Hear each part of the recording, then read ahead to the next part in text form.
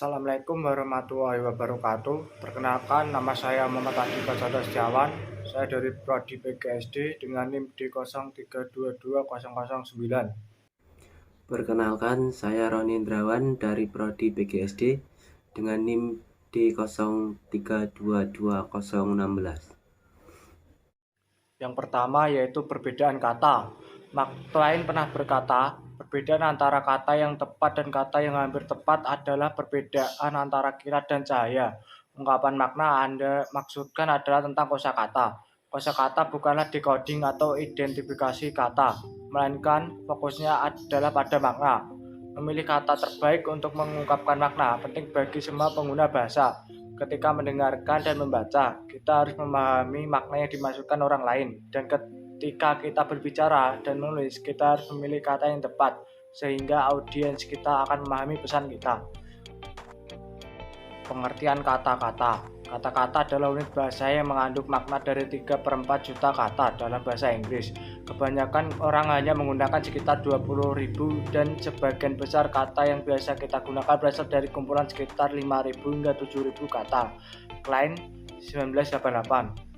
Kepemilikan pribadi kita atas kata-kata sangat terbatas.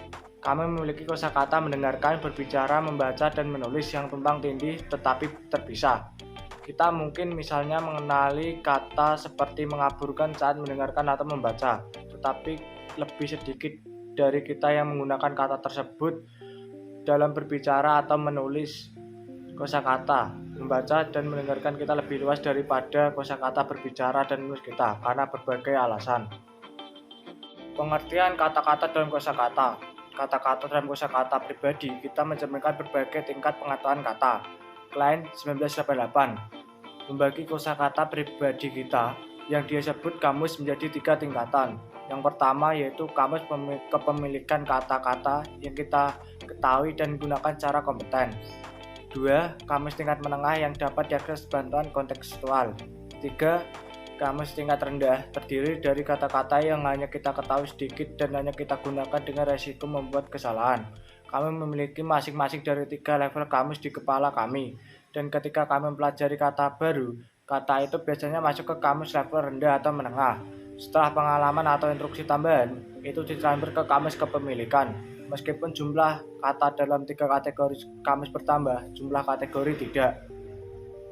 Sejarah bahasa Inggris. Memahami sejarah bahasa Inggris dan bagaimana kata-kata memasuki bahasa berkontribusi besar untuk memahami kata-kata dan artinya.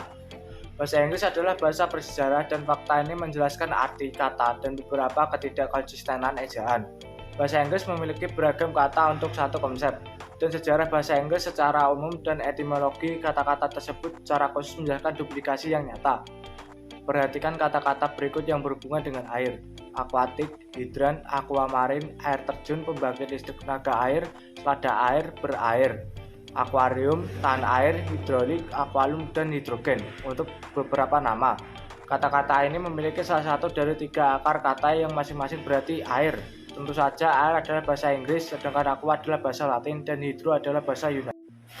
Bahasa Inggris kuno. Catatan sejarah bahasa Inggris dimulai pada tahun 449 Masehi, ketika suku-suku Jerman termasuk Inggris dan Saxon menginvasi Inggris. Penjajah mendorong penduduk asli Celtic ke sudut utara dan barat pulau. Aneksasi ini diromantisasi dalam legenda Raja Arthur. Arthur diyakini sebagai pemimpin militer Celtic yang bertempur dengan gagah berani melawan penjajah Jerman. Bahasa Inggris dimulai sebagai pencampuran dialek yang diturunkan oleh Angus, Saxon, dan suku Jermanik lainnya di Inggris. Banyak orang berasumsi bahwa bahasa Inggris didasarkan pada bahasa Latin, tapi memiliki akar bahasa Jermanik dan dibawa ke Inggris oleh penjajah ini. Meskipun 85% kata Inggris kuno tidak lagi digunakan, banyak kata-kata sehari tetap ada, seperti miss, anak, kaki, tangan, rumah, pria, ibu, tua, dan matahari. Berbeda dengan bahasa Inggris modern, bahasa Inggris kuno hanya memiliki sedikit kata serapan. Kata-kata dipinjam dari bahasa lain dan dimasukkan ke dalam bahasa Inggris, dan memiliki sistem infleksi yang sangat maju untuk menunjukkan angka, jenis kelamin, dan bentuk kata kerja. Anglo-Saxon menambahkan afik ke kata-kata yang ada, termasuk be, for, we, dom, dan mereka menemukan kata-kata majemuk deskriptif yang jelas. Inggris pertengahan. Bahasa Inggris pertengahan dimulai dari tahun 1100 sampai 1500. Sebuah peristiwa terjadi pada tahun 1066 yang mengubah arah bahasa Inggris dan mengantarkan periode Inggris Tengah, penaklukan Norman. Pada tahun itu, William sang penakut menyeberangi Selat Inggris dari provinsi Normandia di Prancis dan mengalahkan Raja Inggris, Harold, di pertemuan Hastings. William mengklaim tahta Inggris dan mendirikan pengadilan Prancis di London. Peristiwa ini memiliki konsekuensi yang luas. Selama hampir 300 tahun, bahasa Prancis adalah bahasa resmi di Inggris, dituturkan oleh kaum bangsawan dan kelas atas, meskipun kelas bawah tetap menggunakan bahasa Inggris. Pada tahun 1300, penggunaan bahasa Prancis menurun, dan sebelum akhir abad ke-14, bahasa Inggris dipulihkan sebagai bahasa resmi. Canterbury Tales karya Cowker yang ditulis pada akhir tahun 1300-an memberikan bukti bahwa bahasa Inggris juga menggantikan bahasa Prancis sebagai bahasa tertulis yang lebih disukai. Perubahan politik, sosial, dan ekonomi berkontribusi pada pembalikan ini. Inggris Tengah. Periode Inggris Tengah adalah satu perubahan yang luar biasa. Sebagian besar kosakata bahasa Inggris kuno hilang ketika 1000 kata bahasa Prancis ditambahkan ke bahasa tersebut, yang mencerminkan pengaruh norma pada kehidupan dan masyarakat Inggris. Bouk dan Gable 1978. Mereka termasuk kata-kata militer, tentara, kemenangan, kata-kata politik, pemerintah, putri, kata-kata medis, dokter, ahli bedah, dan kata-kata yang berkaitan dengan seni, komedi, musik, penyair. Banyak dari kata-kata pinjaman baru menduplikasi kata-kata bahasa Inggris kuno.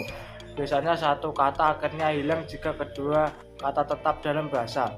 Mereka mengembangkan arti yang sedikit berbeda. Seringkali itu adalah kata Prancis kuno yang menghilang, misalnya kata hardi Inggris kuno dan kata ramah Prancis. Awalnya sinonim, kedua berarti dari hati. Pada waktunya mereka membedakan, dari sekarang merupakan arti yang berbeda. Bahasa Inggris modern dari tahun 1500 hingga sekarang.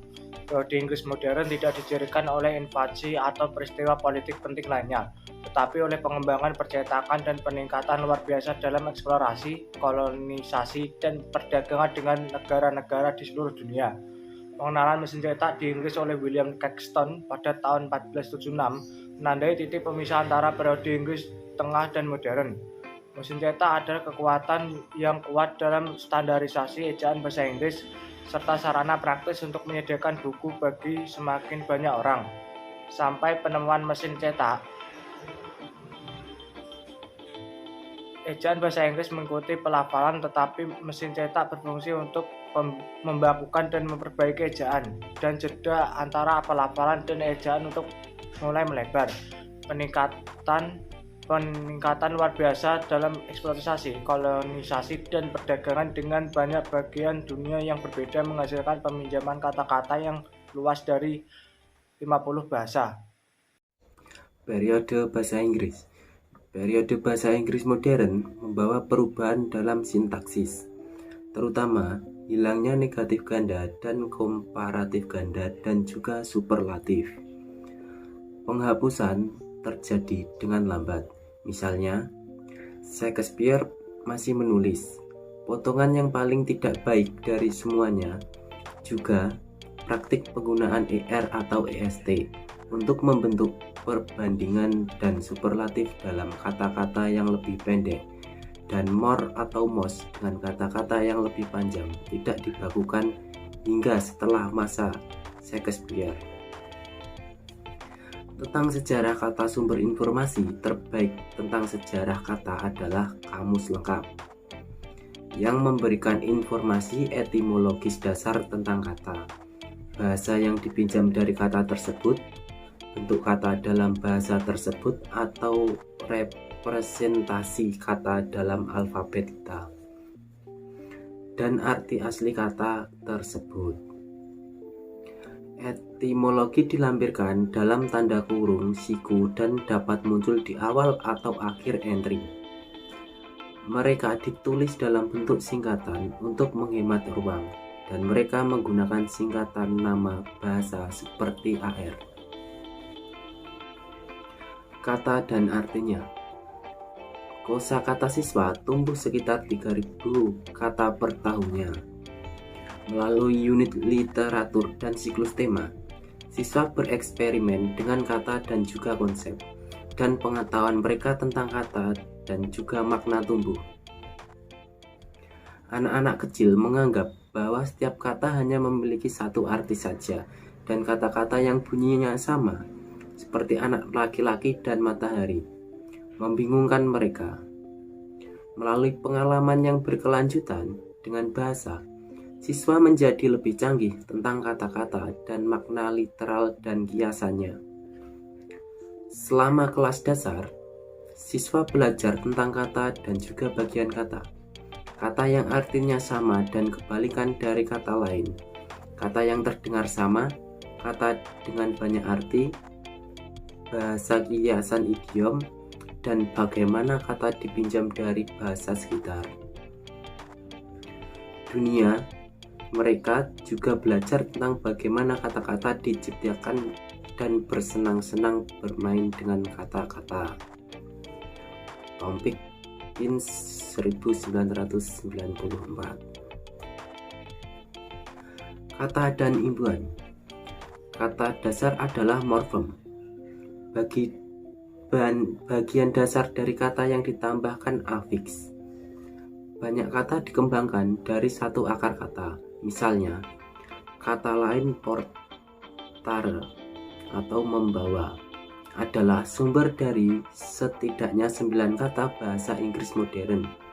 Deportasi, ekspor, impor, pelabuhan, portable, porter, laporan, dukungan, dan transportasi. Latin adalah salah satu sumber kata dasar bahasa Inggris, dan bahasa Yunani dan Inggris kuno adalah dua sumber lainnya. Kata dasar. Kata dasar adalah kata utuh, dan yang lainnya adalah bagian dari kata. Beberapa kata dasar telah menjadi morfem bebas dan dapat digunakan sebagai kata terpisah, tetapi yang lain tidak bisa. Misalnya, kata ACT berasal dari kata Latin actus yang berarti melakukan. Bahasa Inggris menggunakan bagian dari kata tersebut dan memperlakukannya sebagai kata dasar yang dapat digunakan secara mandiri atau dikombinasikan dengan afiks, seperti dalam aktor, mengaktifkan, bereaksi, dan memperlakukan. Dalam kata alias, alien, unalienable, dan alienate, akar kata all berasal dari kata Latin alus, yang berarti yang lain. Itu tidak digunakan sebagai kata dasar independen dalam bahasa Inggris. Sinonim dan antonim. Sinonim adalah kata yang memiliki arti yang sama atau hampir sama dengan kata lain. Bahasa Inggris memiliki begitu banyak sinonim karena begitu banyak kata yang dipinjam dari bahasa lain. Sinonim sendiri berguna karena memberikan pilihan, memungkinkan kita untuk mengekspresikan diri dengan lebih tepat. Pikirkan semua sinonim yang berbeda untuk kata dingin, yaitu sejuk, dingin, beku, sedingin es, dan juga seterusnya. Setiap kata memiliki nuansa makna yang berbeda. Sejuk berarti cukup dingin. Dingin adalah dingin yang tidak nyaman. Frigid sangat dingin. Es berarti sangat dingin. Frosty berarti tertutup. Embun beku. Dan pembekuan sangat dingin sehingga air berubah menjadi es. Bahasa kami akan terbatas jika kami hanya bisa mengatakan bahwa kami kedinginan. Antonim. Antonim adalah kata-kata yang mengekspresikan makna yang berlawanan. Antonim untuk keras termasuk lembut, tenang, diam, tak terdengar, muram, tumpul, dan tidak berwarna. Kata-kata ini mengekspresikan nuansa makna seperti halnya sinonim, dan beberapa kebalikan lebih cocok untuk satu makna keras daripada yang lain. Ketika keras berarti mencolok, misalnya balikan yang tepat mungkin muram, kusam, atau tidak berwarna. Homonim, kata-kata yang memiliki kesamaan bunyi dan ejaan dibagi menjadi 3 kategori, yaitu homofon, homograf, dan juga homofon homografis. Homofon adalah kata-kata yang terdengar sama tetapi dieja yang berbeda. Sebagian besar homofon berkembang dari kata dasar yang sama sekali berbeda, dan hanya secara kebetulan mereka menjadi terdengar sama. Misalnya, homofon kanan dan tulis memasuki bahasa Inggris sebelum tahun 900 dan dilafalkan berbeda. Homograf. Homograf adalah kata-kata yang ejaannya sama tetapi pengucapannya berbeda. Contoh homograf adalah busur, tutup, timbal, menit, rekam, baca, dan angin. Busur adalah homograf yang memiliki 3 makna yang tidak berhubungan. Bentuk kata kerjanya yang berarti membungkuk dengan hormat. Dieja bukan dalam bahasa Inggris kuno. Bentuk kata benda yang berarti pengumpulan pita atau senjata untuk melontarkan anak panah. Berasal dari bahasa Inggris kuno dan dieja boga. Bentuk kata benda lain dari halauan yang berarti ujung depan kapal. Tidak masuk dalam bahasa Inggris sampai tahun 1600-an dari bahasa Jerman. Homofon homografik adalah kata-kata yang ejaan dan pengucapannya sama, seperti bark, bat, bill, box, fire, fly, hide, jet, mine, pen, ring, row, spell, tus, dan ya. Beberapa adalah kata-kata terkait. Lainnya adalah kecelakaan linguistik. Arti roti panggang yang berbeda, misalnya berasal dari kata sumber bahasa Latin yang sama, torrere, yang berarti membakar atau memanggang. Derivasi kata benda bersulang sebagai irisan roti yang dipanaskan dan kecoklatan sudah jelas. Namun, hubungan antara kata sumber dan bersulang sebagai kata kerja, minum untuk kehormatan atau kesehatan seseorang, tidak segera terlihat. Hubungannya adalah roti panggang yang membumbui minuman yang digunakan untuk membuat roti panggang. Sebaliknya, kelelawar adalah kecelakaan linguistik. Kelelawar sebagai gada berasal dari bola Inggris kuno. Kata kerja tubat berasal dari kata Prancis kuno batre. Dan kelelawar nokturnal mendapatkan namanya dari kata Viking yang tidak diketahui, dan bake dalam bahasa Inggris pertengahan. Tidak hanya ketika bentuk kelelawar memiliki kata yang tidak berhubungan dieja.